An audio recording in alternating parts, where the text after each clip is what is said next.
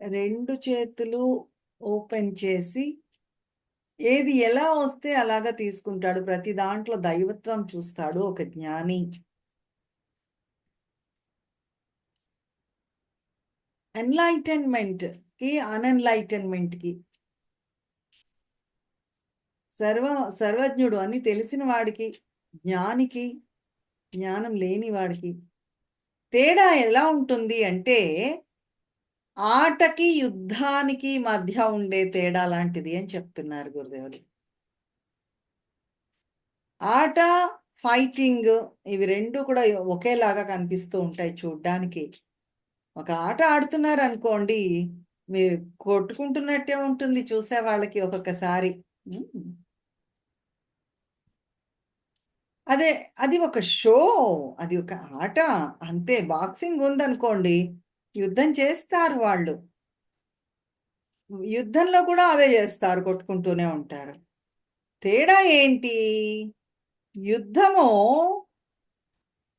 అంతా అయిపోయాక ఆనందం వస్తుంది అన్న ఉద్దేశంతో యుద్ధం చేస్తారు. అదే ఆట అనుకోండి, ఆ ప్రోసెసే ఏదైతే ఉందో అదే ఆనందం. ఆట ఆడుతున్నంతసేపు ఆనందం ఉంటుంది. యుద్ధం అయితే యుద్ధం అయిపోయాక ఆనందం వస్తుంది అని ఆడుతూ ఉంటారు. అవునా?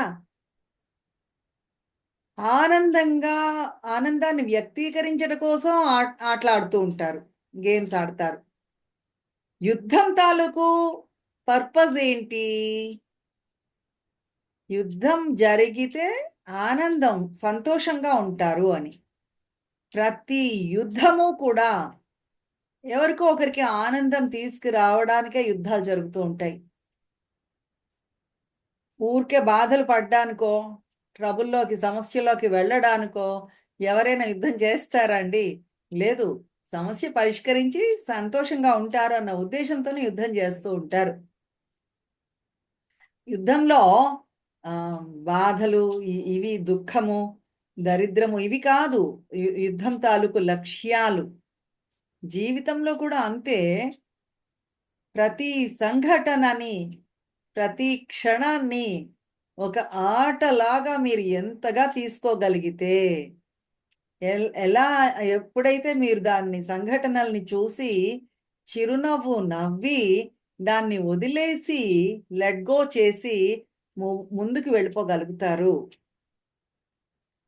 అలా కాకుండా ఏదైనా ఒక సంఘటనని పెద్ద భారంలాగా తీసుకున్నారనుకోండి, చాలా పెద్ద సమస్య అండి ఇది, తలపైన భారం పెట్టినట్లే ఉందండి అని అన్నారనుకోండి, బాధపడిపోతూ ఉంటారు. నిజంగానే తల మీద ఏదో పెద్ద భారం మోపేసినట్లు ఫీల్ అవుతూ ఉంటారు. అందరూ నన్ను ద్వేషిస్తున్నారు, నేనంటే ఎవరికీ ఇష్టం లేదు, నేనైతే దేనికి ఫిట్ కాను. ఆ మనసు ఈ గడబడ లోపల జరుగుతూనే ఉంటుంది. ఈ సంభాషణలన్నీ లోపల జరిగిపోతూనే ఉంటాయి. ఎప్పుడు ఎప్పుడైతే మీరు భారంగా తీసుకుంటారో, ఒక ఆటలాగా తీసుకోరో సంఘటనలని, అప్పుడు ఈ ట్రిప్ జరిగిపోతూ ఉంటుంది. ఏదేదో అయిపోతూ ఉంటుంది. వాళ్ళ మీద, వీళ్ళ మీద లోపలంతా కూడా.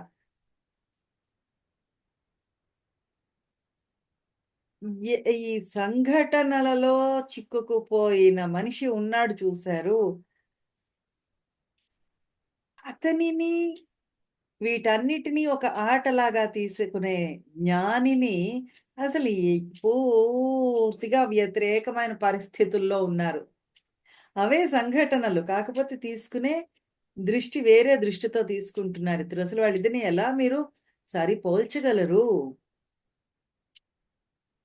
ఆ జనకుడిని, జ్ఞానం పొందిన జనకుడిని మిగతా వాళ్ళతో ఎలా సరిపోల్చగలరు? ఇప్పుడు అహో! అని ఆశ్చర్యపోవడం ఇంతవరకు జనకుడి వంతైతే, ఇప్పుడు అష్టావక్రుల వారి వంతయింది. అహో! జనకుల వారికి ఆ యెస్ అనే యెస్ మైండ్ వచ్చింది చూసారు. ఇదంతా నాకు తెలిసి అర్థమవుతోంది, ఇప్పుడు అవగతమవుతోంది అన్న జనకుల వారి ఎక్స్‌ప్రెషన్ చూసి అష్టావకుల వారు అహో! ఈ జ్ఞానమంతటినీ కూడా ఒక్క క్షణంలో త్రుటిలో అందుకున్నాడే జనకుడు. దానికి ఆశ్చర్యపోతున్నారు అష్టావక్రుల వారు. అసలు చెప్పింది చెప్పినట్లుగా తీసేసుకున్నాడే. ఒక్క ప్రశ్న కూడా అడగలేదు. అష్టావక్రాలు మాట్లాడుతూ ఉంటే జనకుల వారు ఆశ్చర్యపోతున్నారు అంతే. అహో! అహో! అర్థమైపోతోంది. అటువంటి అద్భుతమైన సహజ స్వభావమున్న విద్యార్థి జనకుడు. అష్టావక్రుల వారి గురించి గురుదేవులు అంటున్నారు, అష్టావక్రుల వారు చాలా మహానుభావుడు, అదృష్టవంతుడు. ఎందుకు? అంత వెంటనే అర్థం చేసుకునే విద్యార్థి, జనకుడు లాంటి విద్యార్థి దొరికినందుకు. చెప్పింది చెప్పినట్లుగా అర్థం చేసేసుకుంటున్నాడే, అటువంటి విద్యార్థి దొరికినందుకు అష్టావక్రుల వారు అదృష్టవంతులట. అష్టావక్రుల వారు ఏదో చెప్పారు. అలాగా జనకుల వారికి అర్థం అయిపోతోంది. ఏదో ఒక సెంటెన్సు అష్టావక్రుల వారు చెప్పకపోతే అది కూడా అర్థమైపోతోంది.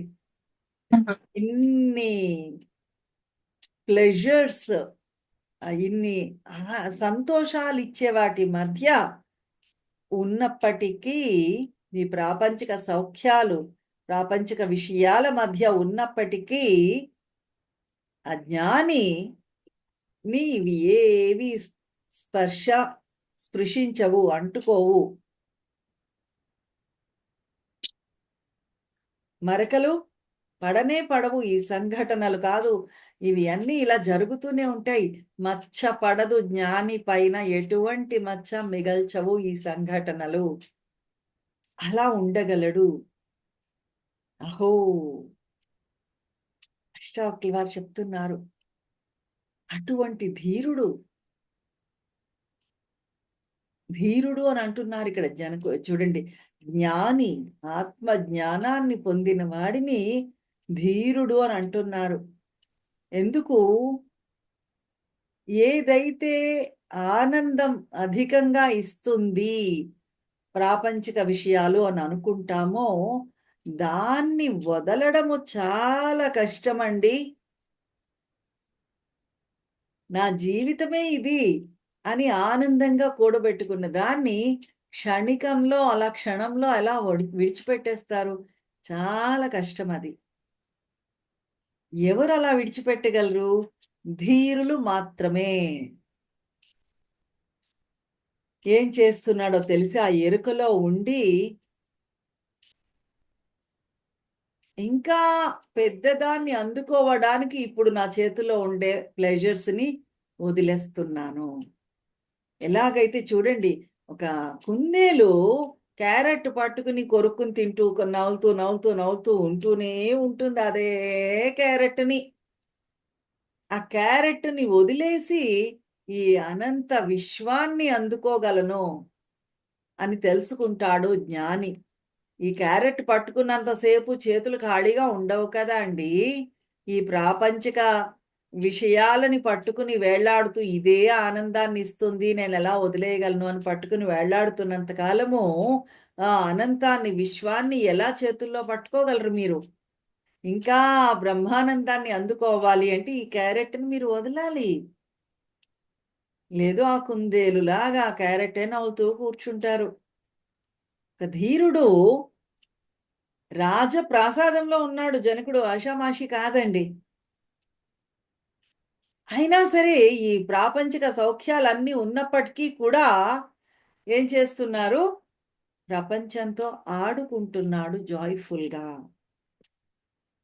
అటువంటి మనిషిని, ఈ ప్రపంచ సౌఖ్యాల్లో, ప్రాపంచిక విషయాలలో మునిగిపోతున్న మనిషిని, ఎన్నో పిచ్చులు పట్టుకుని వేలాడుతున్న వాళ్ళని ఎలాగా సరిపోల్చగలరు?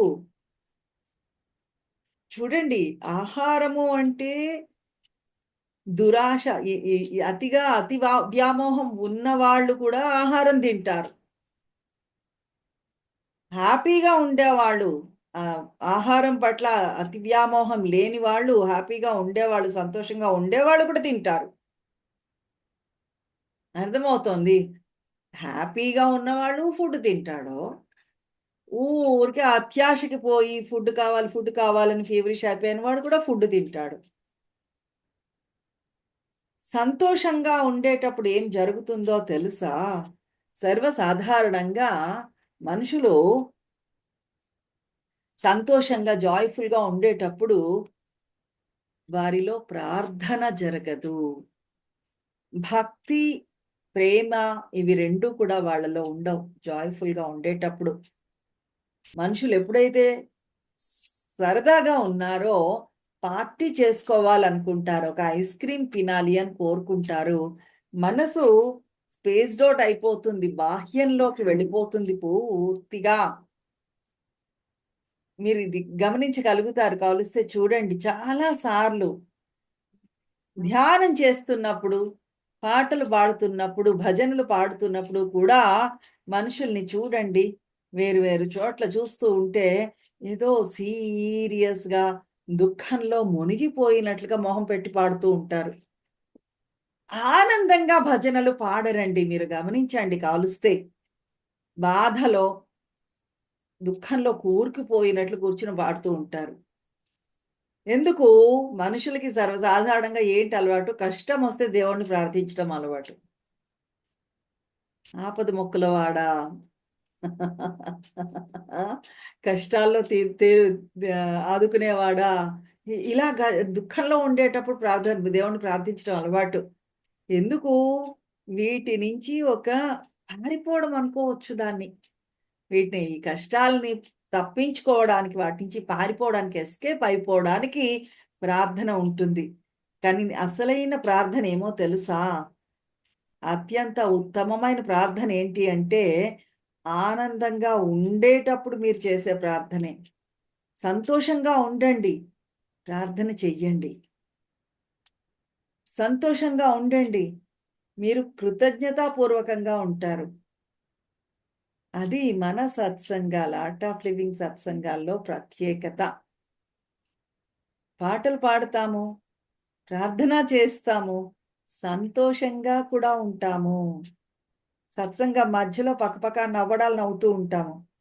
కొంతమంది ప్రాచీనవాదులుంటారు. ట్రెడిషనల్ పీపుల్ ఉంటారే, వాళ్ళకి ఆశ్చర్యం వేస్తుంది. ఇదేంటి దేవుడి పాటలు పాడుతూ మధ్యలో నవ్వుతున్నారు వీళ్ళు.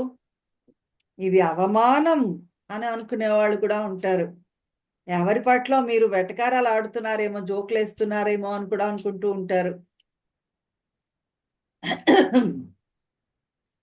అయితే ఇక్కడ చెప్తున్నారు, అసలు ఈ విశ్వం అంతా కూడా ఫన్నే కదా! అష్టావకుల వారు అంటున్నారు, అహో! ఈ విశ్వమంతా ఆటే, ఫన్నే, నవ్వులాటే. అలాంటప్పుడు ఆ నవ్వులాటని అవమానం కింద ఎలా అనుకుంటారండి మీరు? ఎంత నాగరికంగా ఉన్నా సరే, దేవుళ్ళు కూడానట ఇటువంటి మానసిక స్థితిని ఇష్టపడతారట. ఇటువంటి స్థితిని ఇష్టపడతారట. ఏది? అది కావాలి అని కోరుకుంటూ ఉంటారట. ఏది? ఆనందంగా ఉంటూ ప్రతి దాన్ని నవ్వులాట కింద తీసి పడేస్తూ తేలికగా వెళ్ళిపోయే స్థితి ఉంది చూసారు. దాన్ని దేవుళ్ళు కూడా కోరుకుంటారట కావాలని. ఆ సెల్ఫ్ రియలైజ్డ్ స్టేట్. అహో! ఇదంతా ఊరికే ఒక ఆటండి అని గ్రహించడం ఉంది చూసారు. అటువంటి స్థితి కావాలి అని అత్యా క్రేవింగ్ కూడా ఉంటుందిట దేవుళ్ళకి. కానీ యోగి ఎప్పుడైతే తనలో తాను స్థిరంగా ఉంటాడో, ఎస్టాబ్లిష్ అయి ఉంటాడో, స్థిత ప్రజ్ఞతతో ఉంటాడో, ఆ స్థితి కూడా సెల్ఫ్ రియలైజేషన్ స్టేట్ కూడా ఏమి అసలు పెద్ద విషయమే కాదు అతనికి. అంత మహా అద్భుతమైన విషయమే కాదు. దీని గురించి పెద్ద ఉత్సాహపడిపోవాల్సినంత ఇదేమీ కనబడదు అతనికి. అలా ఎక్సైట్ అవ్వడు. ఊరికే దాన్ని కూడా ఒక నవ్వుతూ చూసుకొని వెళ్ళిపోతాడు అంతే. ఎవరైతే అటువంటి జ్ఞాని ఉన్నాడో అతన్ని కొలవడానికి దేవుళ్ళందరూ కూడా వస్తారటండి. అటువంటి స్థితిలో ఉండే వాళ్ళని జ్ఞానుల్ని కొలవడానికి దేవుళ్ళు కూడా దిగొస్తారట. చెప్తారు, బుద్ధుడికి జ్ఞానోదయం అయినప్పుడు మొట్టమొదటిగా బుద్ధుడి దగ్గరికి ఎవరొచ్చారో తెలుసా అండి? బ్రహ్మదేవుడొచ్చాట. సృష్టికర్తే వచ్చాడు బుద్ధుడి దగ్గరికి. వచ్చి నాకు కొంచెం జ్ఞానాన్నివ్వవా అని అడిగాట. అది ఆ స్థితి విలువ చూడండి. నేనే నీకు మొట్టమొదటి శిష్యుడినవుతాను అన్నట్ట బుద్ధుడితో. ప్రకృతిలో ఉండే అన్ని శక్తులు కూడా అటువంటి జ్ఞాని చుట్టూ చేరతాయట. ఆ స్థితి అంత అద్భుతమైనది. పుణ్యాలు, పాపాలు, ఈ పనులు ఇవన్నీ కూడా అటువంటి జ్ఞానిని కనీసం టచ్ చెయ్యవు, తగలవు, తాకలేను కూడా తాకను కూడా తాకలేవు. ఎలా అయితే పొగ ఆకాశాన్ని ఏమైనా రంగులెయ్యగలదా అండి? నల్లగా చెయ్యగలదా చెప్పండి? ఎంత పైకి ఎగిసి పడ్డా ఆ పొగ ఆకాశాన్ని ఏమీ చెయ్యలేదు. పైకెళ్ళి మాయం అయిపోతుంది అంతే. ఆకాశాన్ని అంటలేదు. అటువంటిది నీ స్థితి. నిరంజనః, నిరంజనః ఏది తాకదు. ఆకాశంలో చాలా మబ్బులున్నట్లు కనిపించచ్చు. చీకటి పడింది అని కూడా భావన రావచ్చును గాక. కానీ అది ఆకాశం రంగు కాదు. ఆ మబ్బుల రంగు. కాసేపు ఉంటుంది అంతే. చాలా చీకటి పడ్డట్లు, సిమెంట్ రంగులోకి మారిపోయినట్లు. ఆ తర్వాత ఏమవుతుంది? ఆ మబ్బులన్నీ కదలి వెళ్ళిపోతాయి అంతే. మీ దృష్టి ఆకాశం పైన పెట్టండి. ఊరికే కదిలిపోతున్న మబ్బుల పైన మీ దృష్టి పెట్టకండి. ఏమవుతుంది? మీరు మబ్బుల పైన దృష్టి పెట్టారనుకోండి, ఆకాశం నుంచి దృష్టి తీసి మబ్బుల పైన కనుక మీరు దృష్టి పెడితే, ఆ మబ్బులతో పాటు మీరు కూడా కొట్టుకుపోతూ ఉంటారు. ఆ ప్రయాణంలో పడిపోతూ ఉంటారు. అవి ఎక్కడికి వెళితే అక్కడే మీరు వెళ్ళిపోతూ ఉంటారు. వాటితో పాటుగా కదిలిపోతూ ఉంటారు. కానీ ఏం చెయ్యాలి మీరు? నీలో ఉండే ఆత్మని చూడు. నౌ ఇప్పుడు, ఇప్పుడు ఈ క్షణంలో నీలో ఉండే ఆ చైతన్యాన్ని, ఆత్మని ఎరుకలో ఉండు. అప్పుడేమవుతుంది? నువ్వు చెడ్డా.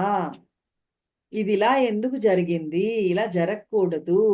లేదు కోపం రావడము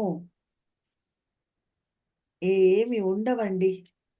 ఊరికే అలా గమనిస్తూ ఉంటారు. పరిస్థితులొస్తున్నాయి, వెళ్ళిపోతున్నాయి అని గమనించగలుగుతారు.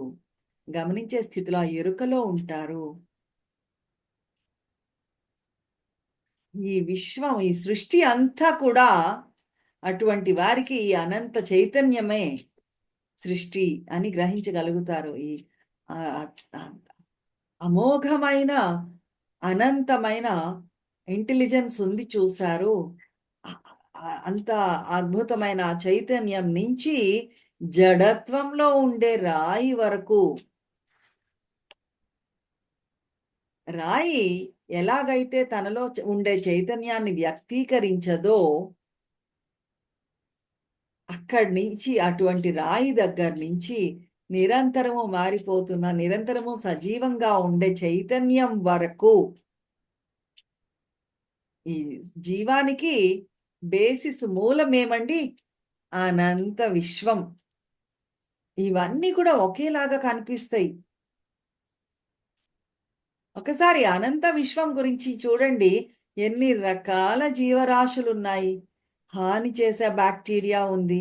ఉపయోగపడే బాక్టీరియా ఉంది. దోమలు, ఈగలు, ఆహ్, గొంగళి పురుగులు, సీతాకోకచిలుకలు, బొద్దింకలు, సాలీళ్ళు, కప్పలు, చేపలు ఎన్ని రకాల జీవరాశులున్నాయి. వాటి పేర్లు చెప్పడం కూడా మన వల్ల కాదు. మనకి సాధ్యం కాదు.